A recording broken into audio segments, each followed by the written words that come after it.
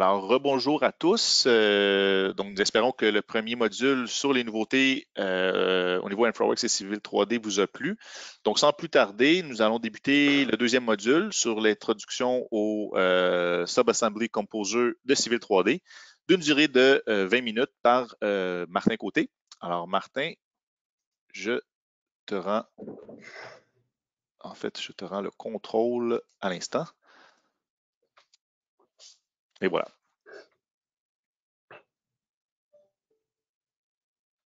C'est bon? Oui, on voit ton écran. Parfait. Alors, bonjour à tous. Moi, je suis Maxime mentionnait tantôt la nouvelle équipe. Moi, je suis un vieux nouveau, pour ceux qui me connaissent. En fait, je suis comme le ski à moi de Louis Robin. Moi aussi, je viens de chez SolidCAD, chez Consortec, pour ceux qui ne me connaissent pas. Ça fait depuis 2007 que je travaille avec Civil 3D et que je m'amuse plutôt avec Civil 3D. Donc, Maxime, en tout cas, on va essayer de répondre à vos questions au fur et à mesure qu'ils vont rentrer. Sinon, on va prendre quelques minutes à la fin là, pour répondre à quelques questions. Mais de toute façon, si vous avez des questions plus poussées ou vous voulez aller plus loin dans vos interrogations, alors n'hésitez pas à y aller par nos courriels. Alors, on commence ça. Introduction au Subassembly Composer. Bon, générateur d'éléments de profil type, là, je ne cherchais pas ça comme commande dans Civil 3D, ça n'existe pas. Là. Ça, c'est ma tentative de traduction de la commande, à quoi ça pourrait peut-être ressembler éventuellement, cette affaire-là. Subassembly Composer, c'est un logiciel complètement à part. Par contre, ça s'installe lorsqu'on fait l'installation de Civil 3D. Vous allez le retrouver dans le menu Windows, en haut, Autodesk. Et dans Autodesk, vous allez avoir le Autodesk Subassembly Composer et la version à côté. On peut installer les 3-4 versions, là, ça ne se chevauche pas, il n'y a pas de problème avec ça. Alors, c'est carrément un logiciel à part. On peut mettre l'icône sur le bureau aussi. Utile pour créer des éléments qui couvrent des aspects particuliers qui ne sont pas inclus dans les éléments de base. Effectivement, des fois, on arrive à des profils types qui sont un peu plus sophistiqués que ce que Civil est capable de nous donner. Alors, à ce moment-là, on peut utiliser Subassembly Composer pour se lancer dans l'aventure. Je vous dirais que faire un assemblage comme celui que je présente en ce moment à l'écran, c'est une bonne journée de travail quand même. On va voir tantôt, là, je vais faire un assemblage, un élément.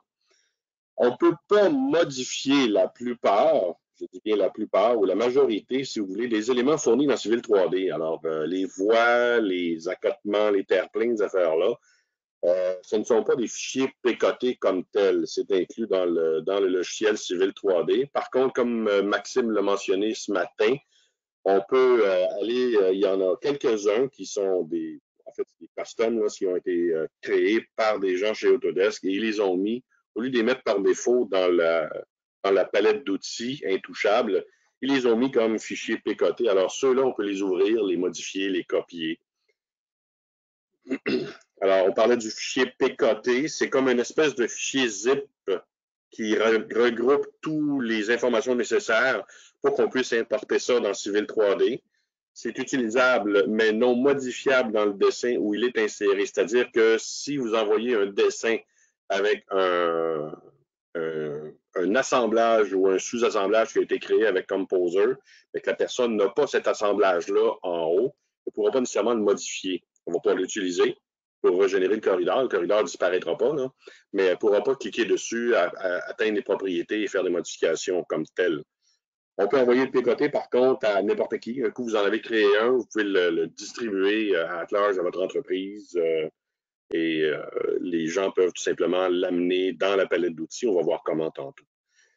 Ça, c'est l'interface de Subassembly Composer, littéralement. Alors, vous voyez ici, là, juste pour vous chatouiller un petit peu, là, le fameux assemblage municipal avec la pente inversée. Là. Alors, ça, c'en est un, avec le trottoir monolithique inclus. Comme vous pouvez voir ici, là, ça part d'ici, puis ça descend, ça remonte, ça descend. Alors, ça, c'est quelque chose qu'on avait déjà fait à l'époque de Consortec. On l'a modifié un petit peu aussi. Donc, je l'ai mis à jour un peu. Dans l'interface de Subassembly Composer, alors la première partie là, à gauche, le toolbox, ça, ce sont toutes les fonctionnalités qu'on peut utiliser pour justement créer nos éléments, nos profils types On a la fenêtre du flowchart ou la fenêtre de cheminement en réalité. Alors, c'est un peu comme la programmation, hein? C'est point 1, point 2, point 3, point 4, et ça se suit comme ça, un derrière l'autre. Et tout ça fait en sorte que ça vient nous créer ce qu'on voit dans la fenêtre de droite pour le visualisateur. La fenêtre du bas, ce sont les propriétés de chacune des fonctions qu'on a utilisées. Alors, chaque fois qu'on insère une fonction, on a une panoplie de variables ou d'informations ou de paramètres qu'on peut modifier, changer, interchanger. Alors, ça apparaît dans la fenêtre de propriété qui est en bas. On a la fameuse fenêtre de prévisualisation qui est vraiment intéressante parce qu'au fur et à mesure qu'on travaille, on voit immédiatement ce que ça donne comme résultat. Si c'est tout croche, ben, des fois, attendez-vous à ce que ce soit tout croche aussi dans le dessin. Alors, on peut carrément se fier là-dessus pour visualiser un peu le résultat final. Et vous avez les fenêtres de paramètres. Vous avez en bas des différents onglets. On va voir ça tantôt. Ça, c'est le gros du travail aussi. Ça est la fenêtre de flowchart. C'est ici qu'on va travailler beaucoup. Et généralement, on essaie de créer tout ce qu'on a besoin au départ dans le input parameters, dans le target parameters, dans la super élévation et tout et tout.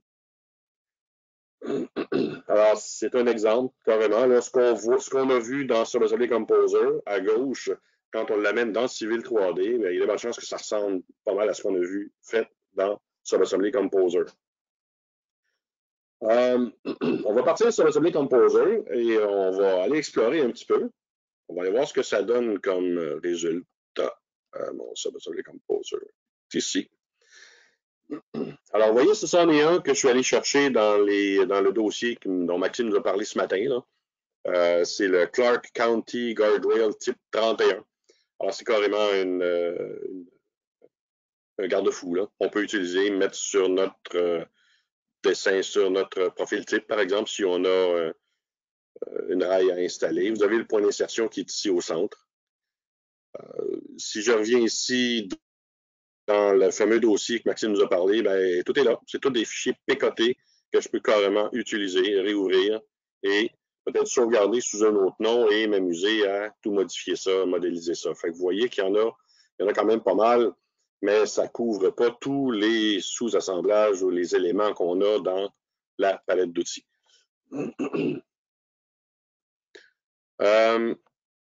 Je vais aller me chercher celui-là ici, celui avec lequel on avait travaillé au début. Subassembly Composer, Wire-Band, tiens, que je vous avais montré tantôt. Donc, comme j'expliquais tantôt, les paramètres sont là. Si je clique sur un outil, je vais aller automatiquement dans les propriétés et je vais pouvoir venir ici visualiser ce que ça donne comme résultat. On a les input parameters, on a les target parameters. Donc, si on veut avoir des cibles qui vont se placer à tel ou tel endroit, il faut venir les créer d'abord ici. Si on vient faire les input output parameters sur les paramètres d'entrée. Alors, tout ça, c'est ce qu'on voit lorsqu'on va dans Civil 3D et qu'on insère, par exemple, un élément. Si je clique sur ici la voie, donc tout ce qu'on voit ici dans les paramètres avancés, la liste des options, la liste des variables qu'on peut instaurer ici. Alors, c'est exactement ce qu'on vient créer ici dans cette liste-là. Il est là.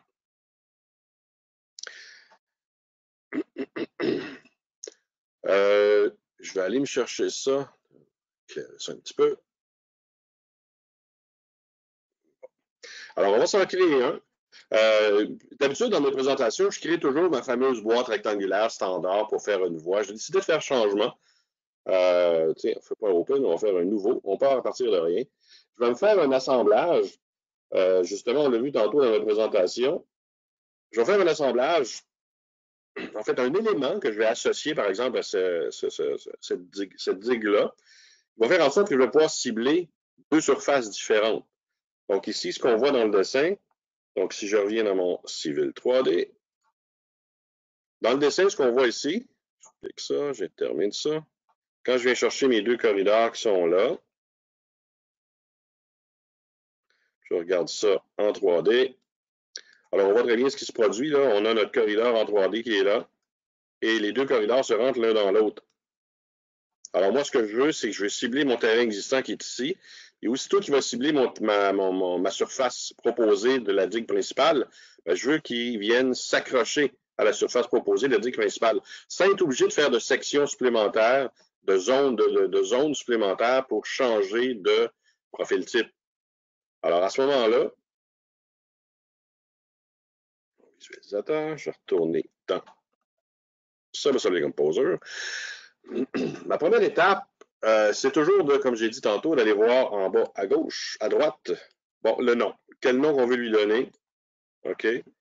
Alors, pente, surface double ou deux surfaces, ou peu importe.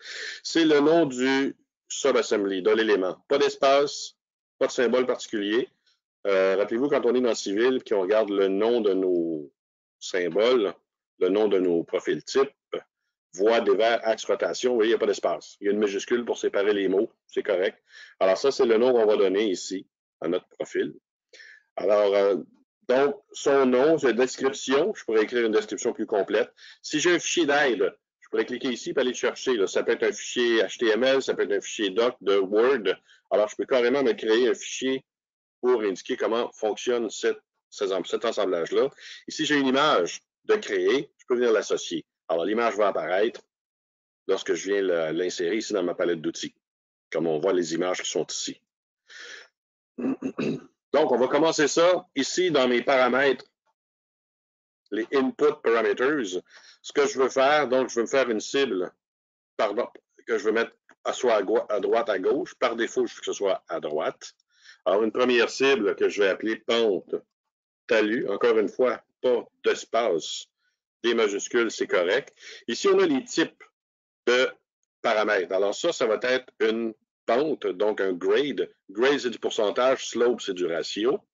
Alors, ma pente par défaut va être, mettons, 100%. Et je pourrais écrire ici 100%. Je pourrais écrire le display name. Donc ça va être la pente. Ça, c'est ce qui va apparaître justement dans ma boîte de propriété. Et je peux écrire une description plus complète. Alors, j'ai un deuxième pente talus. J'ai un deuxième paramètre que je vais avoir besoin. Si je voulais, par exemple, avoir la possibilité d'y indiquer les codes que je veux. Alors, code point. Alors ça va être un string parce que c'est du texte. Et là, je peux écrire ici, par exemple, entrée en terre. Entrée terre, encore une fois, pas d'espace. Et ça sera mon point d'entrée en terre. Mais ça va me donner la possibilité d'écrire un autre code si jamais je veux changer de code. Même chose pour le lien. Code de lien. Je reviens ici. C'est un string. Et je peux l'appeler aussi top, évidemment, si jamais je veux créer une surface de dessus avec ça. Alors, par défaut, j'aurai le code top. Paramètre de cible, étant donné que je vais cibler deux surfaces, alors une surface va être la surface proposée, pas d'accent. Ça va être une surface. J'ai trois types de cibles, en élévation, en offset, donc en décalage, ou de surface. Et la prévisualisation, c'est ce que je vais voir en haut dans l'écran. Ben, je vais le mettre à -2 de mon point d'insertion. Display name. Alors, surface proposée. Lui, je peux écrire un accent. Et je m'en viens ici pour créer un deuxième paramètre. Surface existante. Bon, je vais essayer d'accélérer un petit peu. 20 minutes. Qu'est-ce qui m'a pris de demander 20 minutes pour ça? 20 minutes, j'ai à peine le temps de me présenter personnellement. Alors, je viens d'insérer mes deux lignes ici de ciblage. Alors, on va commencer ça direct là, si on veut le finir. Alors, ma première étape, évidemment, c'est de créer mon point de départ. Je prends mon point, je m'amène ici, et je viens créer mon point 1. Le point carrément qui est le point d'origine. 0, 0, tout est beau.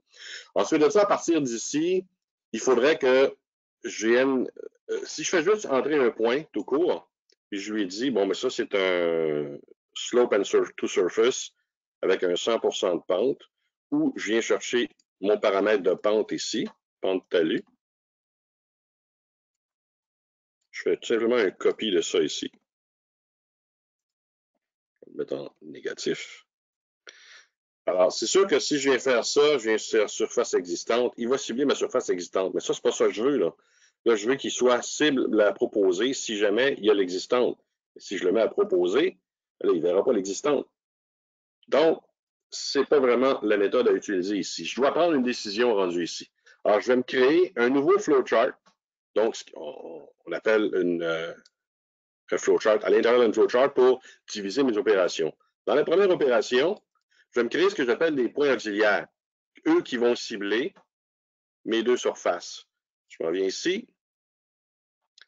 Ça va être dû à la surface de mon P1, si je veux créer des liens.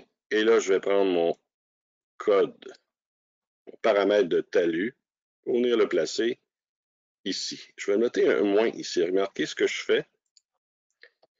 Alors, par défaut, il va me demander quelle est ma pente. Par défaut, il va mettre ça à 100%. Alors, l'utilisateur n'aura pas à se soucier à mettre ça en négatif ou en positif si jamais il fait du déblai ou du remblai. Lui, il va, comme je suis toujours en déblai, cette opération, cet élément-là va travailler en déblai seulement. Je lui ajoute un moins ici. Fait qu'il va faire moins la valeur qu'on va lui entrer. Évidemment, je vais cibler ça sur ma surface proposée, première, et je vais lui demander de faire un lien. Donc, on a je n'ai pas besoin de lien en réalité. Ça, c'est mes. Je n'ai pas pris le bon, désolé. Point auxiliaire. Donc, je m'en viens ici.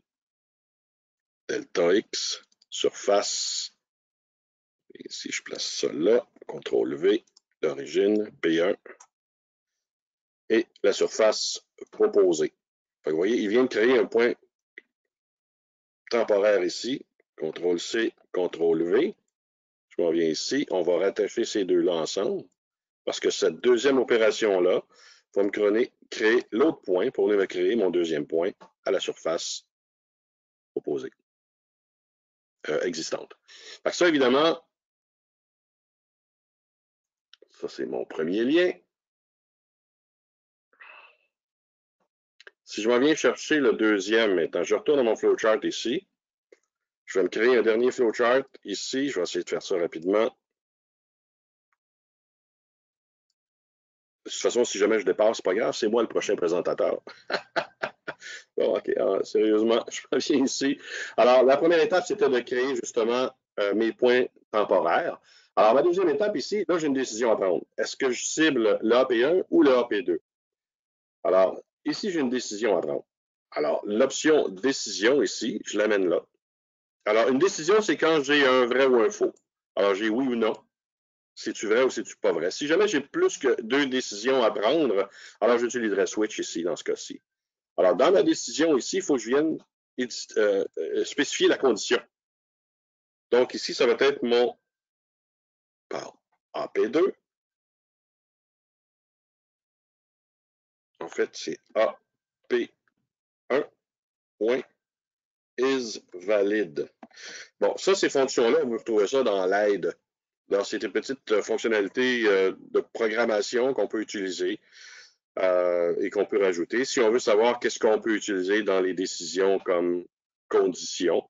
Alors, ce que je lui demande ici, c'est AP1, est-ce qu'il est valide? Est-ce qu'il est présent? Si oui, alors je viens me créer un point ici.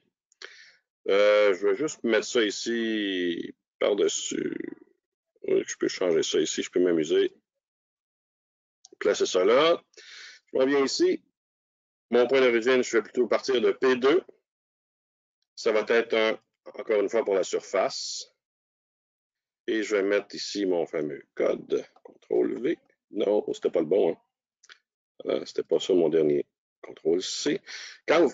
Ah, merde. Je vais faire de undo. Excusez-moi. Undo. Non, il prend pas. OK. Bougez pas. CTRL A. Pente. Talus. Mon erreur. Alors, CTRL C. Je reviens ici. CTRL V. Pente talus. Surface. Ça va être la proposée. Et je viens créer un lien. Et là, CTRL-C, CTRL-V, je vais faire ça rapide encore, je m'en viens ici, On vient rejoindre ça ensemble.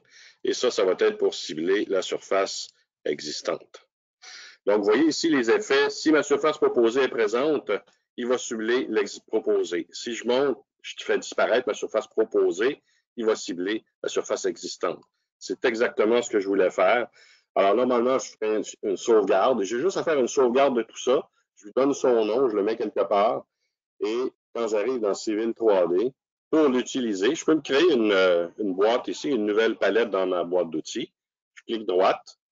Je fais importer les éléments de profil type, tout simplement. Et je m'en viens chercher mon fameux fichier PKT que j'ai utilisé. Si je reviens en haut, ça va s'appeler Composer. Mettons, pente surface 2, là, c'est pas le bon, mais je fais ouvrir. Je fais OK, et c'est tout. Vous avez ici votre nouveau PKT que vous avez créé. Si on avait une image, comme mur de soutènement ici, l'image apparaîtrait là. Donc, je peux cliquer là-dessus. Je vais venir dans mon profil type ici. Je vais lui dire remplacer celui-là. Utiliser, conserver les cibles similaires. On va voir si ça fonctionne. On va aller chercher, mettre ça à gauche. Et venir cibler ça ici, remplacer encore une fois. Je clique, conserver les cibles. C'est tout. J'ai créé un profil type qui s'en vient ici directement là-dessus.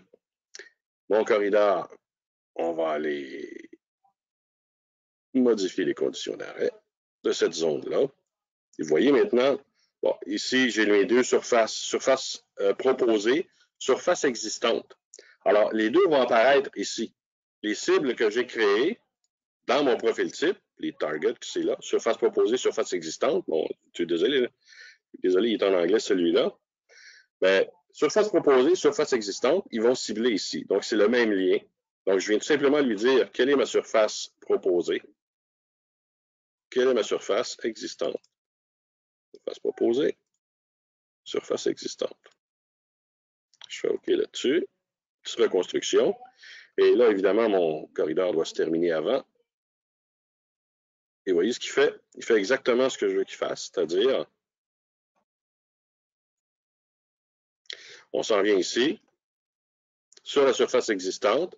Et là, aussitôt qu'il rencontre la surface proposée de ma digue principale, il s'arrête là-dessus, puis il monte, puis il vient s'arrêter là sur le digue principal. Les deux profils pourraient être joints ensemble pour arrêter le corridor au bon endroit. Alors, c'était un petit 20 minutes très bien rempli. C'est juste, en fait, pour vous introduire justement là, aux fonctionnalités de Subassembly Composer. On a vu qu'on peut faire énormément de choses avec ça. Si je vais faire non là-dessus.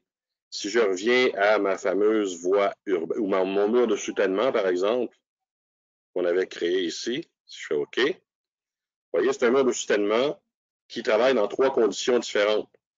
Ici, j'ai un mur de soutènement. Si j'ai moins de 2 mètres entre le terrain existant et mon point d'ancrage, qui est le point en haut, il me met une erreur qui va, et l'erreur, le message d'erreur va être le TN est à moins de 2 mètres, donc je n'ai pas de mur de soutènement. Ici, j'ai un mur de soutènement entre 2 et 3 mètres. Fait que si j'avais ici, mettons 2,5 mètres, vous voyez, mon mur de soutènement ressemble à ça. Donc, si c'est oui, je reviens ici, et toute la création de ce mur-là, il est ici. Fait que ici, j'ai une décision à prendre. Si j'étais entre 3 et 4 maintenant, donc si je suis plus haut que 3, ma condition est fausse. Alors, il va venir ici. Et rendu ici, si je suis plus petit que 4, mais plus haut que 3, mettons à 3,5, alors mon mur va ressembler à ça. Même chose, j'ai créé mon mur ici, dans cette condition-là. Alors, vous voyez, ainsi de suite, comme ça, je viens travailler. Oui, ça ressemble un peu à créer un assemblage avec Polyling, sauf qu'on a beaucoup plus de fonctionnalités et on a un peu de programmation à voir, à travailler. C'est sûr que si on utilise Subassembly Composer une fois par année, ça cause un problème. Mais si vous avez l'intention de vous lancer dans la création de sous-assemblages, et vous avez vu, ça n'a pas besoin d'être très compliqué, là. Il y en a qui travaillent et qui font des sous-assemblages d'une simple ligne et qui font des merveilles. Vous avez besoin de faire un cylindre. Vous avez besoin de faire, par exemple, un massif avec trois embouchures ou 3 trous dedans pour brancher un réseau de canalisation. On peut très bien faire quelque chose ici avec les sous-assemblages. Je pourrais faire une canalisation, par exemple, un ponceau à 3 tuyaux. Et je pourrais venir m'en créer un avec ça. Puis je pourrais même me faire un assemblage qui me demande combien de tuyaux je veux avoir. Et avec mes décisions et avec mes switches, je peux lui dire 2 tuyaux, fais-moi tel type d'assemblage, 3 tuyaux, fais un autre, 4 tuyaux, fais un autre. Fait que c'est un assemblage qui viendrait me régler mon problème pour tous mes types de ponceaux que je veux instaurer ou installer dans mon dessin. Alors, c'était ça. C'était ma contribution au Subassembly Composer. Ma présentation, elle est ici.